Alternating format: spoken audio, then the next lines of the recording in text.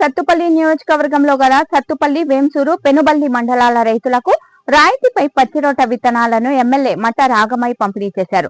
శుక్రవారం సత్తుపల్లి పట్టణంలో MLA camp కార్యాలయంలో జరిగిన సమావేశంలో ఎమ్మెల్యే మట్ట రాగమై మాట్లాడుతూ రైతులు ఎరువుల వాడకం తగ్గించి సహజ ఎరువులపై దృష్టి సారించాలని, పంట చేతికి వచ్చిన తర్వాత పంట వ్యర్థాలను కాల్చకుండా ఉండాలని, అలా కాల్చడం వల్ల వాయు కాలుష్యం ఎక్కువై అనేక అనారోగ్యాలు పాలవుతామని, యూరియా వాడకం తగ్గించి సహజ ఎరువులను ఎక్కువగా వాడి పంటను పండించుకోవాలని రైతులకు సూచించారు.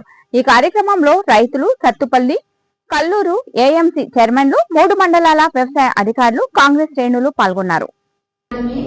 రైతులు రాజు చేయాలన్న లక్ష్యంతో ఎన్నెన్నో పథకాలు ప్రవేశపెడుతూ ప్రోత్సాహాలు అందిస్తూ ఇప్పటివరకు 2.5 సంవత్సరాల్లో రైతు రుణమాఫీ కావచ్చు, రైతు భరోసా కావచ్చు, రైతుకి మద్దతు ధర కావచ్చు, సన్నధాన్యానికి బోనస్ కావచ్చు, తర్వాత వాళ్ళకి ఇన్సూరెన్స్, పంట బీమా కూడా, ప్రీమియం కూడా మన గవర్నమెంట్ ఎదుర్కోవాల్సి వస్తుందని మీ అందరూ తెలుసు. మరి ఎన్ని సక్రమంగా అమలవ్వాలంటే మన వంతు కూడా మనం సహాయం చేయాలి గవర్నమెంట్ కి. మనం ఎప్పుడు తీసుకోవడమే కాదు, ఇవ్వడం కూడా ఉండాలి. మన వంతు సహాయం చేయాలంటే మనం దాన్ని దుర్వినియోగం చేయాలి, మనకి ఇచ్చే పథకాలని. దయచేసి అందరూ కూడా ఇది అవగాహన కల్పించుకొని గవర్నమెంట్ కనుక సహకరిస్తే ఇంకా సక్రమంగా అవసరమైన రైతుల వరకు అందుతాయి. మళ్ళీ ఎక్కడ కూడా మనకి కొరత అనేది కనపడదు.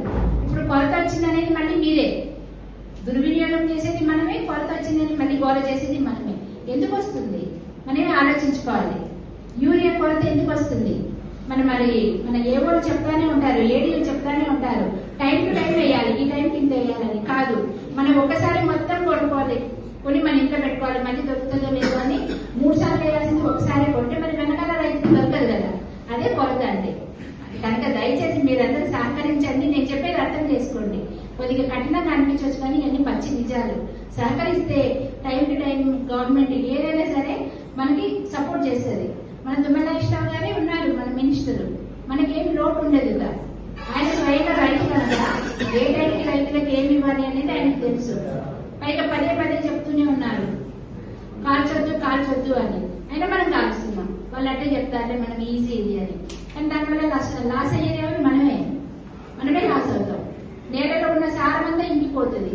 ఇంకిపోయి ఇప్పుడు మేము సింగరేణి ఇక్కడ పొల్యూషన్ ఎక్కువైందని ధర్నాలు అవన్నీ చేసి వాళ్ళకు వేరే దగ్గర ఇల్లు కట్టించడం ఇవన్నీ చేస్తున్నాం. కానీ మరి పంట కాలిస్తే ఎంత మసి వస్తుంది, ఎంత పొగ వస్తుంది, ఎంత కాలుష్యం వస్తుంది, వాయు కాలుష్యం. పీల్చేది మనమే కదా. మళ్ళీ కార్బన్ డైఆక్సైడ్ అవన్నీ ఎక్కువైపోయి మనమే పీల్చి మనకే శ్వాసకోశ వ్యాధులు వస్తాయి. ఒక సిగరెట్ పొగనే ఎంత డేంజర్ అనుకుంటే ఇది ఎన్ని వేల రేట్లని మనం అంత ఎకరాలు కాలుస్తుంటే అది కూడా ఆలోచించుకోవాలి. ఏది చేసినా మన హెల్త్కే ఇంపాక్ట్ పడుతుంది. తర్వాత ఎక్కువ మనం పురుగు మందులు వాడుతున్నాం. నేను చాలా చోట్ల చూస్తున్నాను, పంట ఎక్కువ రావాలని పురుగు మందులు ఎక్కువ వాడుతున్నాం. దానివల్ల ఏమవుతుంది? దిగుబడి ఏమో ఎక్కువ వస్తుంది. కానీ అవి వాడినందువల్ల గ్యాసెస్ పేషెంట్ ఉంటున్నారు, లివర్ పేషెంట్ ఉంటున్నారు, సడన్ గా చనిపోతున్నారు, గుండె జబ్బులు ఎక్కువైతున్నాయి. ఇవన్నీ ఎందుకు అవుతున్నాయి? మనం వాడే కెమికల్స్ వల్లే. దయచేసి పదే చెప్తా ఉన్నాం, ఆవేదనతో చెప్తున్నా నేను.